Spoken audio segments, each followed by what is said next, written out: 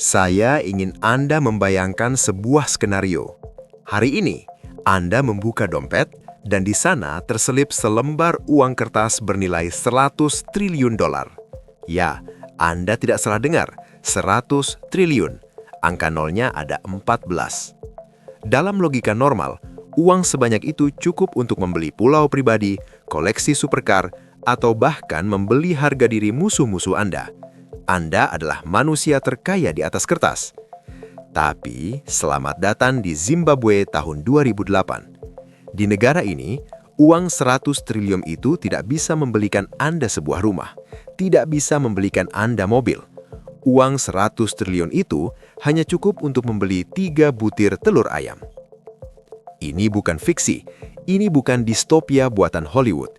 Ini adalah tragedi ekonomi paling gila dalam sejarah modern manusia. Sebuah momen ketika matematika menyerah dan uang kertas berubah menjadi sampah yang lebih tidak berharga daripada tisu toilet. Hari ini, di teori manusia, kita akan membedah anatomi kehancuran sebuah bangsa. Bagaimana sebuah negara yang dulunya dijuluki lumbung pangan Afrika berubah menjadi pengemis miliarder dalam waktu semalam. Bayangkan Anda masuk ke sebuah restoran. Anda memesan kopi seharga 10 miliar. Tapi saat pelayan mengantarkan kopi itu ke meja Anda, hanya berselang 15 menit, harganya sudah naik menjadi 20 miliar. Itulah definisi dari hyperinflation. Di puncak kegilaan tahun 2008, tingkat inflasi Zimbabwe menyentuh angka yang tidak masuk akal, 79,6 miliar persen per bulan. Harga barang naik 2 kali lipat setiap 24 jam. Uang kehilangan fungsinya sebagai alat tukar. Ia menjadi beban.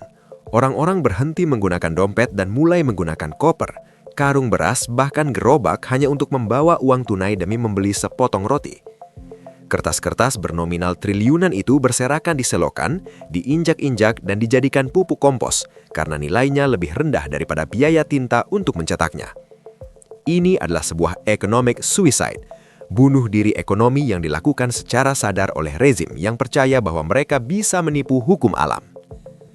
Banyak orang tertawa melihat foto-foto orang Zimbabwe membawa uang segerobak. Kita menganggapnya lelucon. Kita berpikir, itu kan negara miskin yang korup. Tidak mungkin terjadi pada kita. Tunggu dulu, simpan kesombongan itu. Apa yang terjadi di Zimbabwe adalah pelajaran brutal tentang apa itu uang fiat. Uang yang ada di dompet Anda, di rekening bank Anda, pada dasarnya tidak memiliki nilai intrinsik. Ia hanya selembar kertas. Ia hanya deretan angka digital di server bank. Satu-satunya hal yang membuat kertas itu berharga adalah kepercayaan. Ketika kepercayaan itu dikhianati oleh pemerintah yang mencetaknya, uang Anda akan kembali ke nilai aslinya, 0. Dalam 10 menit ke depan, kita tidak hanya bicara sejarah. Kita akan melihat bagaimana kebijakan populisme, korupsi, dan pencetakan uang yang ugal-ugalan, quantitative easing, bisa menghapuskan kekayaan satu generasi dalam sekejap mata.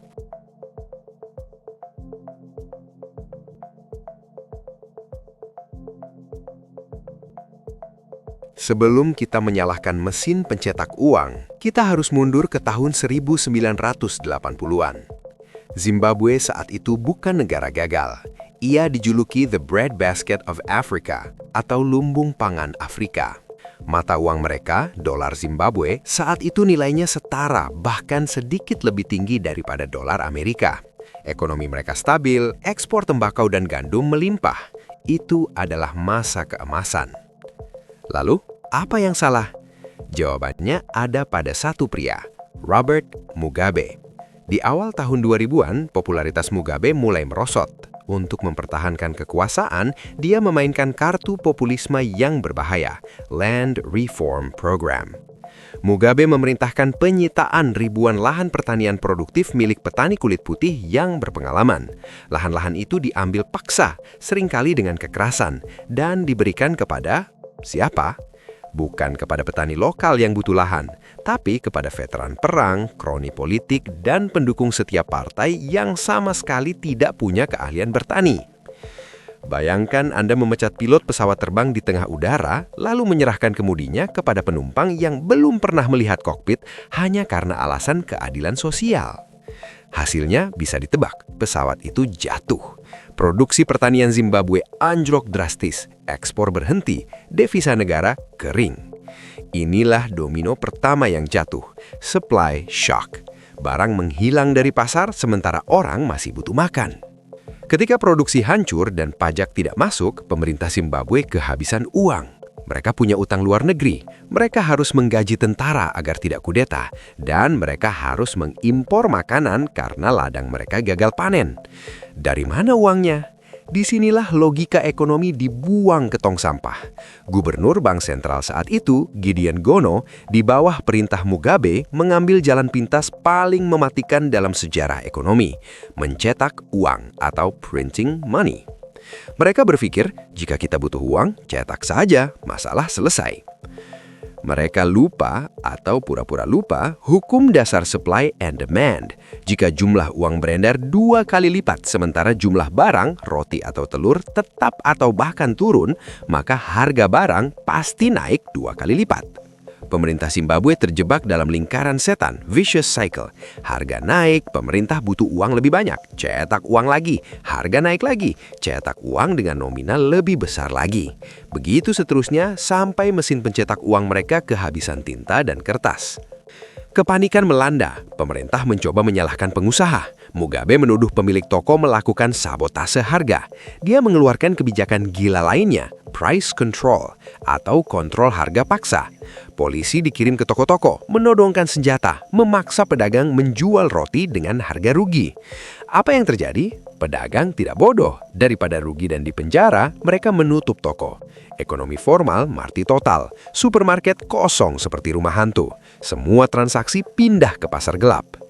Di pasar gelap inilah harga bergerak bukan lagi per bulan atau per minggu, tapi per jam. Jika Anda menerima gaji jam 9 pagi, Anda harus lari secara harfiah, lari ke pasar untuk membelanjakannya. Karena jika Anda menunggu sampai jam 12 siang, gaji Anda itu mungkin nilainya sudah turun separuhnya. Uang menjadi seperti es batu yang mencair di tangan Anda.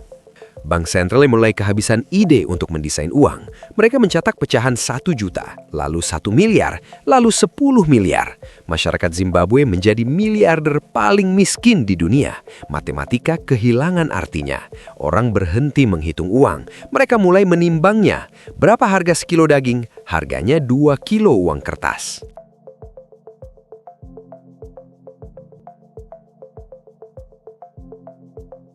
Pada akhirnya, bukan pemerintah yang menghentikan kegilaan ini, tapi rakyatlah yang menghentikannya. Di akhir tahun 2008, rakyat Zimbabwe secara kolektif melakukan pembangkangan sipil tanpa suara. Mereka berhenti menerima dolar Zimbabwe. Para pedagang menolak dibayar dengan mata uang negara mereka sendiri. Mereka hanya mau menerima dolar Amerika atau rand Afrika Selatan. Pemerintah Mugabe yang tadinya begitu arogan akhirnya berlutut. Pada tahun 2009, mereka resmi mematikan dolar Zimbabwe. Mata uang itu didemonetisasi.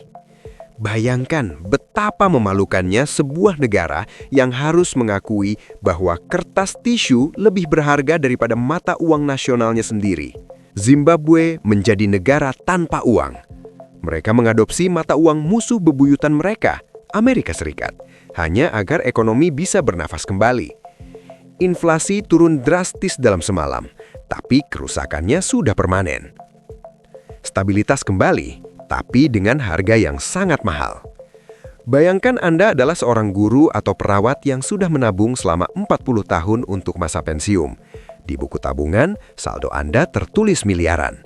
Anda merasa aman. Tapi ketika dolar Zimbabwe dihapus, tabungan seumur hidup itu hangus. Nilainya menjadi 0. Kekayaan seluruh kelas menengah musnah. Orang kaya lama menjadi miskin mendadak. Pensiunan mati kelaparan karena dana pensiun mereka tidak cukup untuk membeli 1 butir obat. Ini adalah perompokan terbesar yang pernah dilakukan oleh sebuah negara terhadap rakyatnya sendiri. Bukan dengan senjata, tapi dengan kebijakan moneter. Zimbabwe mengajarkan kita bahwa hiperinflasi bukan sekedar istilah di buku teks ekonomi. Itu adalah senjata pemusnah massal yang menghancurkan masa depan jutaan keluarga. Sekarang, lihat dompet Anda. Lihat uang kertas yang Anda simpan. Apakah Anda yakin tragedi Zimbabwe tidak bisa terjadi di tempat lain? Sejarah membuktikan bahwa pola ini selalu berulang. Jerman 1923, Venezuela 2016, Turki 2022. Selama uang yang kita pegang adalah fiat money, uang yang tidak di-backup oleh emas atau aset fisik, maka nilainya 100% bergantung pada kepercayaan terhadap pemerintah dan bank sentral. Jika pemerintah mencetak uang secara ugal-ugalan demi populisme, demi subsidi yang tidak masuk akal, atau demi menutupi korupsi, maka bersiaplah. Kertas di tangan Anda itu bisa kembali ke nilai aslinya, kertas biasa.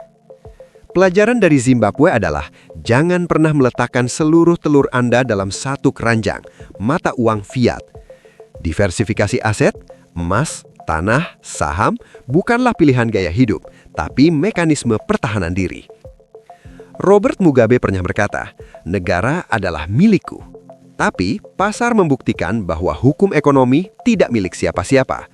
Ia bekerja tanpa ampun, menghukum mereka yang melanggarnya. Semoga kisah triliunan dolar yang hanya bisa membeli telur ini menjadi pengingat bagi kita semua untuk selalu waspada dan melek finansial.